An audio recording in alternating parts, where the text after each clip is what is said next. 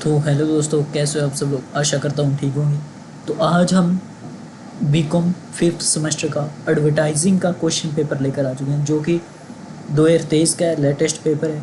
दोस्तों एक बात आप ध्यान रखिएगा, एक नहीं दो बात, सॉरी, एक पहली बार तो ये क्वेश्चन आ चुके हैं, इनमें से कम 50% क्वेश्चन ऐसे होंगे जो दोबारा रिपीट होंगे ही होंगे। इतनी पॉसिबिलिटी है, मैं तो कहता हूँ ज़्यादा ही है। ठीक है, तो आप ऐसा कीजिए, इन क्वेश्चन को तो तैयार कर ही लीजिए। ठीक है, और अगर आप प्रीवियस पाँच छः ज़्यादा ही हो गया, 3 या फिर 4 ईयर के जो क्वेश्चन पेपर को आप तैयार कर लेते हो ना, तो आपके 99% क्वेश्चन कवर हो जाएंगे सारे के सारे। आपको कोई दिक्कत नहीं आएगी, परेशानी नहीं आएगी। आप जो एक एक क्वेश्चन किस तरह से अटैम्प्ट करना है, स्ट्रेटजी बना लेना, और पॉइंट वाइज किस तरह से उसे डायग्राम बना के सोल्व करना है, बताना है, तो उस तरह से आप बता सकते हैं। तो बिना किसी देरी के स्टार्ट करते हैं। तो इनको ध्यान से देखिएगा या फिर नोट कर लीजिएगा। ठीक है, तो ये पेपर जो है आपका 3 घंटे का होने वाला है। ठीक है, एडवर्टाइजिंग का दिखाना है, फिफ्थ सेमेस्टर का, बीकॉम का, CDLU यूनिवर्सिटी का, जिसमें मैक्सिमम मार्क्स आपके 80 हैं। ठीक है, और आपको इसमें 3 यूनिट दी गई हैं। ठीक है, क्वेश्चन नंबर 10 कंपलसरी है, जिसमें 5 क्वेश्चन होंगे, 4 मार्क्स का एक होगा, वो आपको करने ही करने हैं। बाकी 3 यूनिट होगी। यूनिट फर्स्ट, इसमें से 3 क्वेश्चन होंगे, कम से कम आपको एक तो इसमें अटैम्प्ट करना है, और ज़्यादा से ज़्यादा आप इसमें 2 कर सकते हैं, क्योंकि 3 यूनिट से आपको 3 क्वेश्चन अटैम्प्ट करने हैं।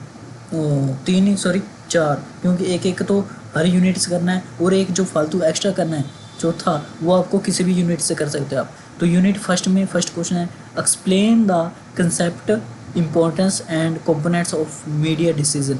मीडिया डिसीजन का आपको कंसेप्ट, मीनिंग, ठीक है, डेफिनेशन, ज़्यादा से ज़्यादा 2 लिख सकते हैं, नहीं तो एक सफिशेंट है।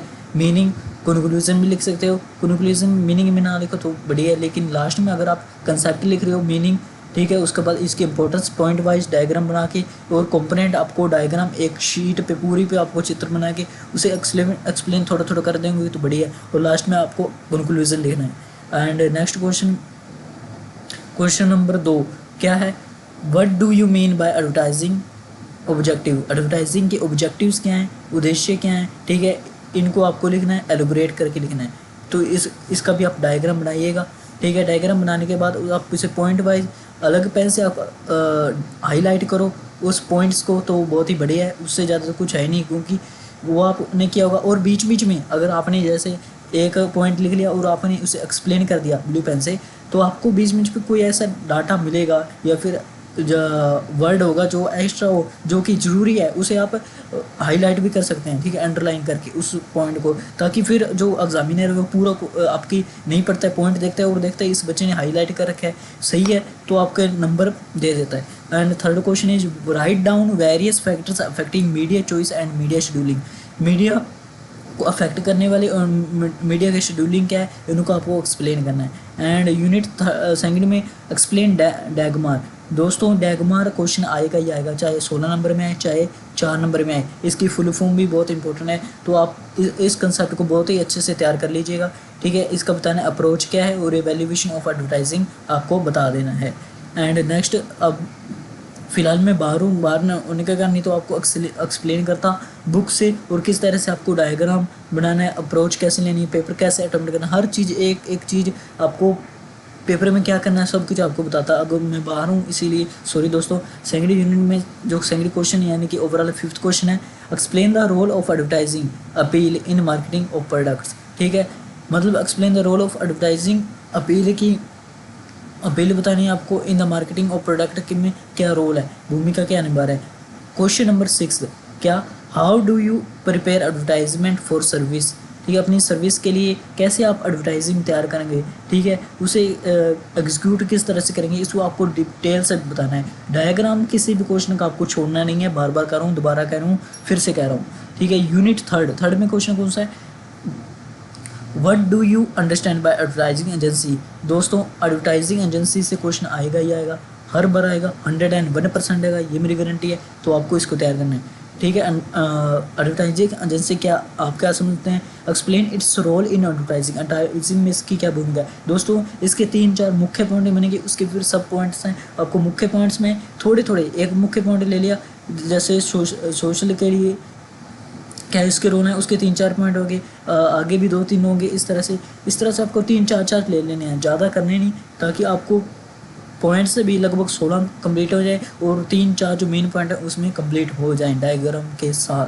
क्वेश्चन नंबर 8 से, what do you mean by evaluation of social evaluation of social क्या है? Ethical and economic aspects of advertising के एथिक और इकोनॉमिक एस्पेक्ट्स आपको बताने हैं। दोस्तों 9th क्वेश्चन है, write down the role and growth of advertising in India. India में जो है एडवर्टाइजिंग की भूमिका क्या है, उसकी ग्रोथ क्या है, विकास कैसे है, इसको आपको बताना है। 10th क्वेश्चन कंपलसरी है, हर किसी को करना है, कोई क्वेश्चन नहीं छोड़ सकता। ठीक है। डिफाइन द फॉलोइंग टर्म, क्या एक एडवर्टाइजिंग अपील क्या है? दोस्तों बताया था आपने, मैंने आपको पहले ही। दूसरा एक बार देख लूँ चल भी रहा है या फिर नहीं चल रहा है जी, हाँ जी। पब्लिक रिलेशन से क्या है? जन समूह एडवर्टाइजिंग प्रोग्राम। 3rd C यानी कि 4th एजेंसी कंपनसेशन क्या है, और बजटरी इवैल्यूएशन क्या है। दोस्तों ये था इंग्लिश में। अब हिंदी मीडियम वालों को नाराज नहीं करेंगे, उनमें हम फटाफट से बता देंगे क्या क्या है, किस तरह से क्वेश्चन आते हैं, क्योंकि हम लैंग्वेज समझ जाते हैं नहीं, इस तरह से आते हैं क्वेश्चन। ये इसकी मतलब कि पॉइंट्स हैं। तो दोस्तों छोटा तो नहीं दिखाई दे रहा आपको?